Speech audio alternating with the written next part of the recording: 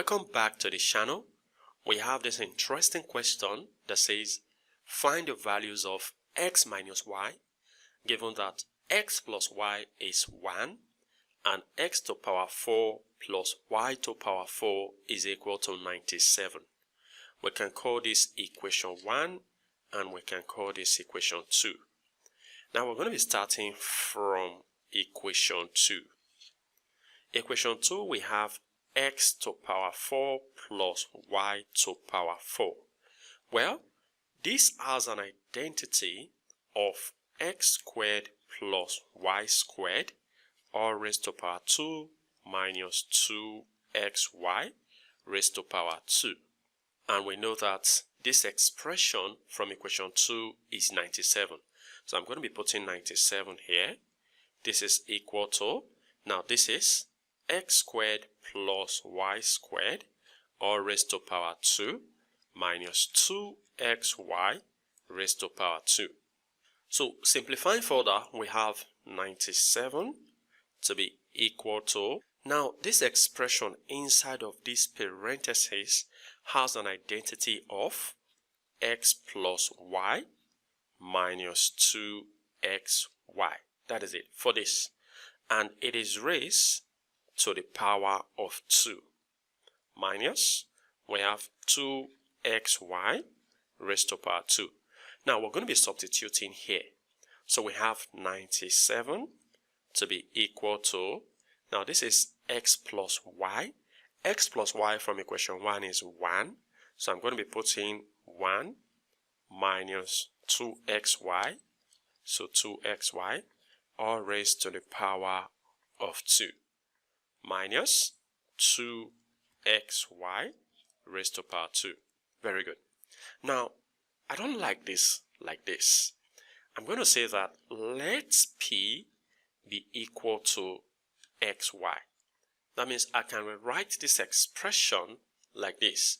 We have 97 to be equal to 1 minus 2p all raised to power 2 minus 2p raised to power 2. Very good. Now let's expand what we have here.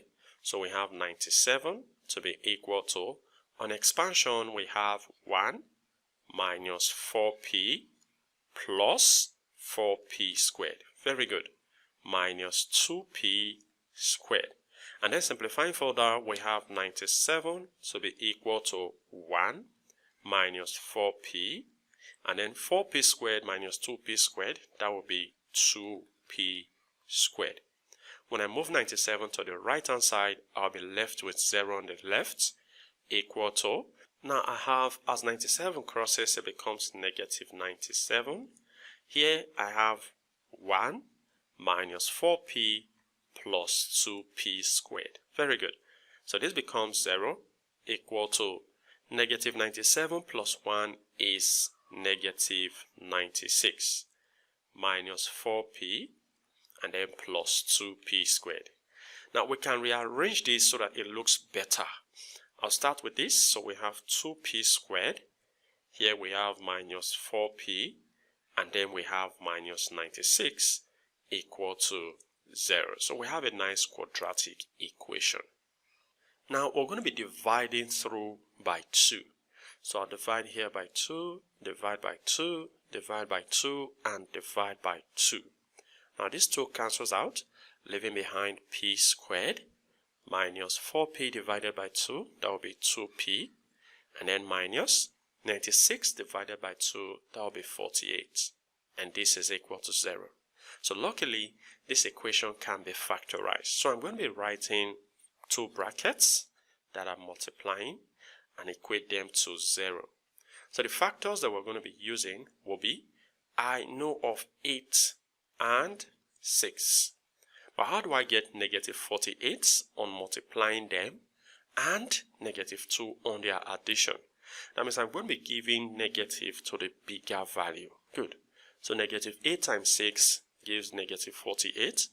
Then their addition gives negative 2. So I have p squared here, which means I'm going to be multiplying p times p. Now write the factors. We have minus 8 and we have plus 6. Very good. So we have two cases. We have p minus 8 equal to 0, or we have p plus 6 equal to 0. For the first case, the value of p will be, as negative 8 crosses, it becomes positive 8. Then for the second case, the value of p will be, as 6 crosses, it becomes negative 6. So in other words, remember that p is our xy.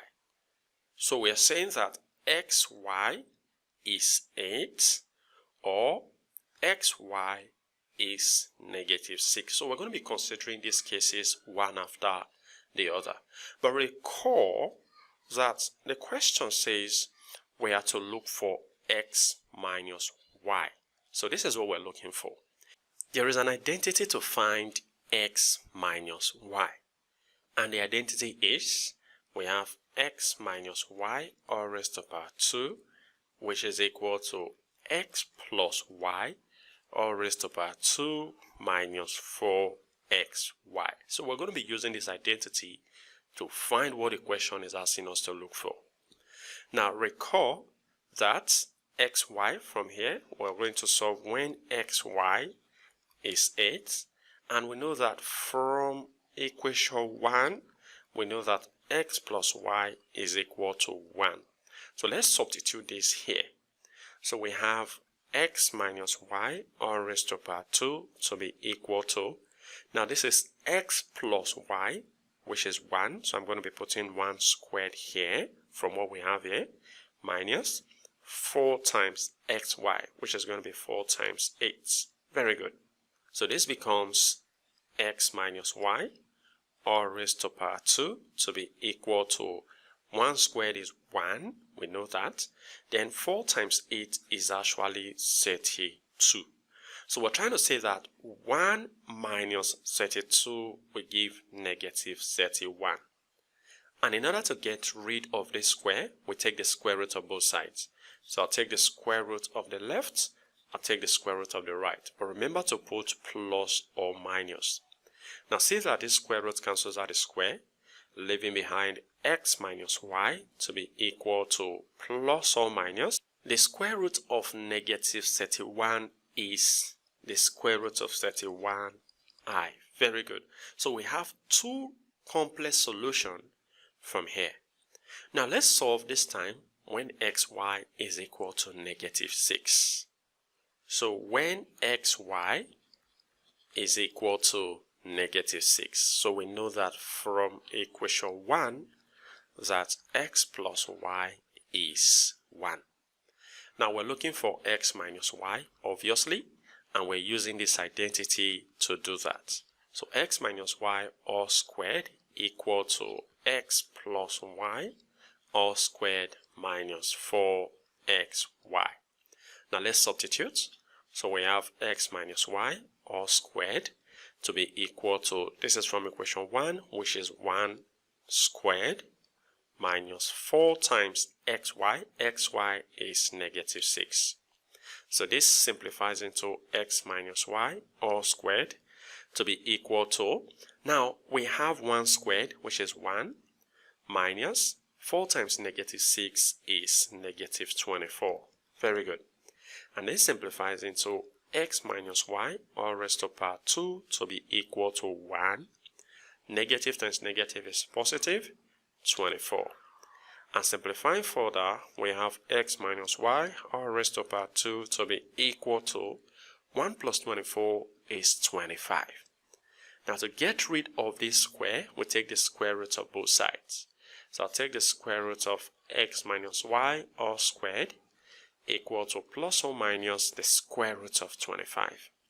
So this square root cancels out the square, leaving behind x, this is x minus y, to be equal to plus or minus the square root of 25 is actually 5. So you notice that we have two real solutions and two complex solutions for x minus y.